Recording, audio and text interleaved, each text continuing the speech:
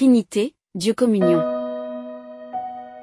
Interroge donc les temps anciens qui t'ont précédé, depuis le jour où Dieu créa l'homme sur la terre d'un bout du monde à l'autre bout, est-il arrivé quelque chose d'aussi grand, a-t-on jamais connu rien de pareil? Extraordinaire verset du livre du Deutéronome qui replace chacun d'entre nous face à ce grand mystère de Dieu qui a placé l'homme au sommet de sa création. Alors que Jésus monte au ciel, les disciples se prosternèrent. Jésus prononce des paroles limpides, simples, avant de rejoindre le Père. Ce sont les derniers versets de l'évangile de Matthieu, ils résument et contiennent toute la mission qui nous est confiée. Et déjà à plusieurs reprises Jésus annonce aux apôtres, « Il vaut mieux pour vous que je m'en aille, car si je ne m'en vais pas, le défenseur ne viendra pas à vous, mais si je pars, je vous l'enverrai. » JN 16,7. Désormais les apôtres sont en première ligne. De leur faut faire confiance dans toutes les épreuves qu'ils traverseront. Et nous connaissons la suite, ils ont eux aussi été persécutés parce que le Dieu qu'ils annonçaient dérangeait les croyants de leur époque. Mais ces paroles s'adressent aussi à nous aujourd'hui. Jésus nous redit calmement et fermement qu'il ne nous abandonnera pas, qu'il reste avec nous jusqu'à la fin du monde, différemment, mais il est là, présent au cœur de notre vie. Pourtant, certains parmi les 11 disciples, en voyant Jésus, eurent des doutes. Ça nous rassure nous aussi quand le doute nous envahit, nous n'en restons pas moins disciples.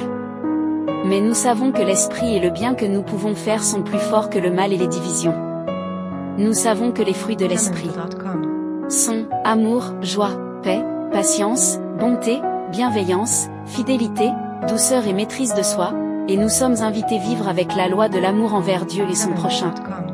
Car ce que notre monde d'aujourd'hui a grandement besoin, c'est de gratuité dans la relation, de gratuité dans le don sans rien attendre en retour, de gratuité vis-à-vis de mon prochain. C'est peut-être cela entrer dans cette relation trinitaire qui lie le Père, le Fils et le Saint-Esprit, car nous sommes invités à mettre l'autre, l'homme au cœur de nos préoccupations, à faire circuler la vie entre nous mais aussi avec notre prochain, celui, quel que soit son itinéraire, riche ou pauvre, beau ou laid, que nous rencontrons sur notre chemin, à l'école, dans notre travail, dans notre quartier ou dans notre famille.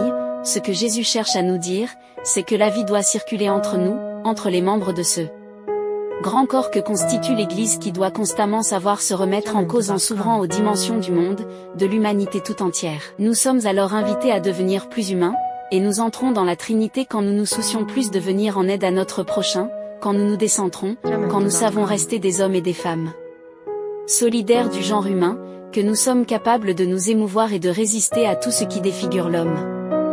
Maurice Zindel, tentant de définir la Trinité, l'a décrit avec ces mots, la Trinité, cela veut dire que Dieu est communion, que Dieu est une respiration d'amour, un dépouillement, que Dieu est une éternelle jeunesse, une naissance inépuisable, une nouveauté qui jaillit sans cesse, enfin que Dieu est une pauvreté indépassable. Paul Israël, diacre.